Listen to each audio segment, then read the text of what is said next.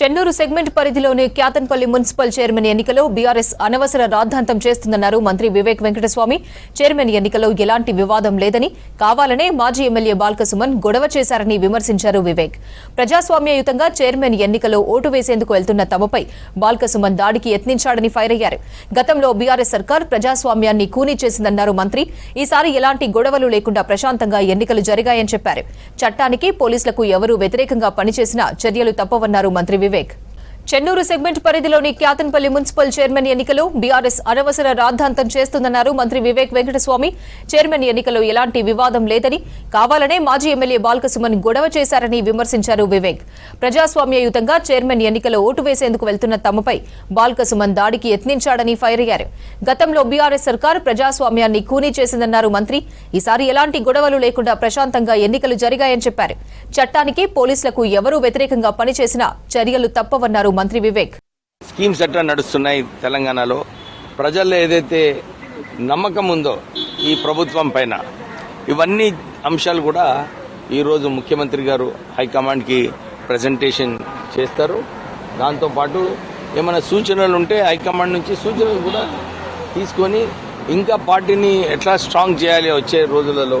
ఇప్పుడు జడ్పీ ఇంకా MPTC elections రావచ్చు, దాంట్లో ఎట్లా పర్ఫార్మెన్స్ ఉంటుంది అంటే జనరల్ రివ్యూ అన్నమాట.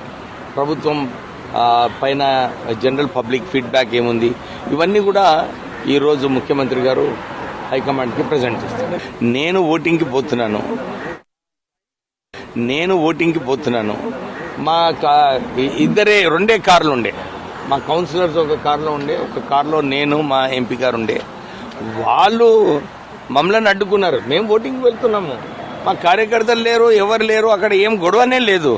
వాళ్ళు ఎందుకు ఆయన రాళ్ళు విసిరేస్తున్నారు, మళ్ళీ ఈ ట్రాఫిక్ కోన్ విసిరేస్తున్నారు. నా కారు వైట్ విండ్ స్క్రీన్ మొత్తం ధ్వంసం కావడం జరిగింది. వాళ్ళు యాక్షన్ తీసుకున్నారు.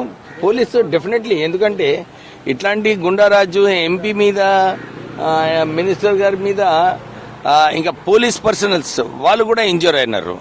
ఇలాంటి లా అండ్ ఆర్డర్ సిచ్యువేషన్లో పోలీస్ చట్టం ప్రకారంగా వాళ్ళు యాక్షన్ తీసుకున్నారు. మీరందరూ చూసినారు క్లిప్పింగ్స్ ఏమున్నాయో. నేను హుజూరాబాద్ బై ఎలక్షన్లో హన్మకొండలో హోటల్ రూమ్లో ఉన్నాను. నా పైన అప్పుడు సుమన్ వచ్చి కలిసినాడు. దాని తర్వాత అర్ధగంటలో రేడ్ అయింది. నేను ఈ 2.5 సంవత్సరాలలో చెన్నూరు నియోజకవర్గంలో ఒక్క టీఆర్ఎస్ నాయకుడిని నా అరెస్ట్ చేసినాము, నా రేడ్ చేసినాము, నా ఏదైనా అధికారం దుర్వినియోగం ఎప్పుడు చేయలేదు. కానీ బాల్కసుమను 5 సంవత్సరాల క్రితము మున్సిపల్ ఎలక్షన్స్ కాకుండా చూసినాడు. ఎలక్షన్స్ కాకుండా దబాయించి, విత్డ్రా చేపించి, ఇతర పార్టీలను పైసలు ఇష్టం వచ్చినట్టు సెటిల్మెంట్ చేసుకొని ఆయన ప్రజాస్వామ్యాన్ని కూనీ చేసినాడు. ఆయన ఈ సంవత్సరము అన్ని చోట్ల ప్రాపర్గా ఎలక్షన్స్ జరిగినాయి ప్రజాస్వామ్యంగా. అందు గురించి వాళ్ళు సిపిఐతో పొత్తు పెట్టుకున్నారని కైతాన్పల్లిలో కూడా వాళ్ళు గెలిచినారు. నిజంగా అధికార దుర్వినియోగం ఉంటే ఇవన్నీ ఉంటుండేనా? సో వారు ఆలోచించుకోవాలి, ఎందుకు అట్లా చేసినారు, ఏం పరిస్థితుల్లో ఆయన చేసినాడో ఆయన ఆత్మ విమర్శనం చేసుకుంటే